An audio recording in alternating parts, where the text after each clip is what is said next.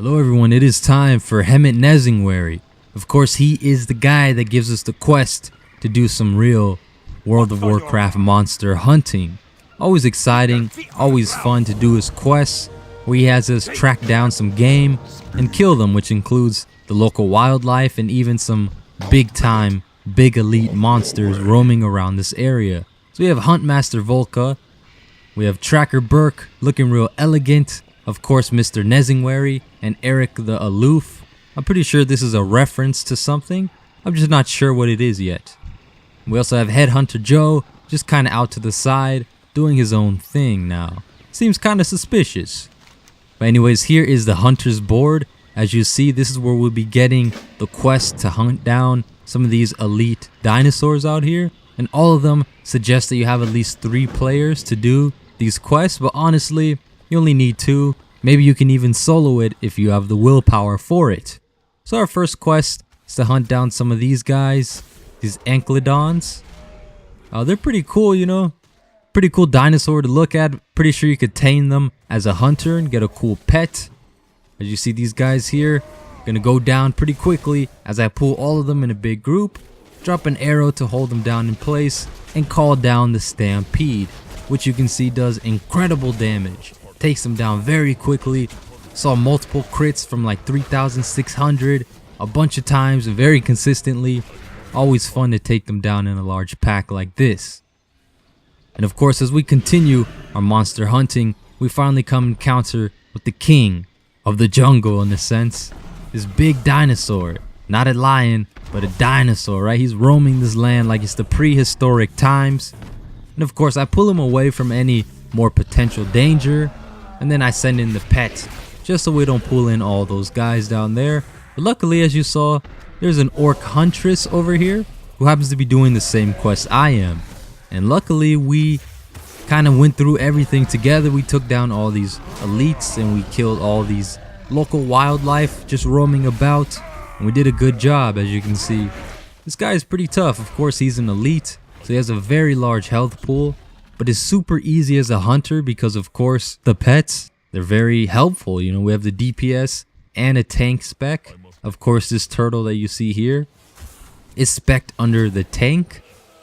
So he's going to be taking all the damage, all the aggro, and helping me survive while he has some good survivability. Of course, I use my mend pet ability to keep him up and running. And you can see how easy it is for us to go ahead and kill things. Now that's just with one pet. Of course, I have another ability that calls another pet for like 10 seconds. And on top of that, we also have this mysterious person. You know, I don't even know this person. But we went through all these quests kind of together. And we just destroyed everything in our paths. I believe we're both the same spec. We're both under the Beast Mastery spec, which is actually really fun. I used to play Hunter. I think that was like the second class I ever played in Warcraft. And I haven't played it for a while, and now that I'm coming back to it, I have to say it's really fun. Here's our next target, Wild Tusk. But anyways, yeah, Beastmaster is really fun. I'm loving the abilities and the survivability and the mobility. Everything about it's pretty cool, especially this. See how he's running backwards while I'm shooting arrows? Watch. So he's going to start running backwards, and it looks pretty dope. Watch, like that. He's kind of moonwalking while shooting arrows. I'm not sure if that's specific to the high mountain turret or the other turret as well, but it's always pretty cool to see. At this point, I'm looking for that orc huntress. I'm like, where did she go? I don't know, but of course, in the last second, she comes through, helps me take down Wild Tusk, and she gets a level up right there. So we also encountered this rare elite, level 113, as you can see. Now this one was really tough, has about 500,000 health, and as you can see, we do like 1,000 damage average. And my crits are like 3,000 to 5,000, so that's obviously going to take a long time. But of course, I had the help of this orc huntress to help me take down this guy. I did solo him to about 20%, but I eventually died out. And then here's the next 2 targets, both gigantic dinosaurs with the gold dragon around their portrait, of course indicating that they are elites and they do not take anything. They will kill you on sight if you are not prepared for them, as they're pretty strong. So as we come back to the camp, I'm like, okay, why is his top hat on the floor? I'm like, oh my god, he's hanging upside down. I thought he committed suicide, but no, he was killed. So was this orc. He was killed by somebody. And I'm like, damn, who did it? So at this point, we're searching for Hemet Nesignwary, trying to find out what exactly happened and where is he at. So this fire spot right here is still pretty strong. So he was here recently, and his favorite rifle's on the floor, kind of pointing out in the direction that he is. We eventually find him out here, hung upside down, but luckily he's still alive. Unfortunately for the other guys, they're dead, of course. But we did find Hemet Nesignwary, and of course it is head hunter Joe who has committed this crime against us. So here he is. He comes out through the fog, which looks very mysterious, ancient, and pretty badass, honestly. So he does a bug out right here. He kind of runs at me twice, and you can see him. He's hitting me, but he's not really doing anything. He's pretty weak. I think I dodged a couple hits and just took them like a champ. But of course, he's gonna go down really quickly. And when he was just an NPC walking around, he was an elite. But when you fight him, he's just kind of a regular, minion. But he does have an increased health span, of course.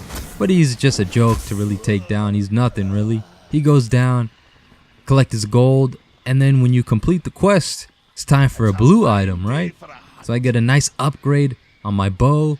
Nice great bow. Can't wait to equip that and see just how much more damage I can do with that.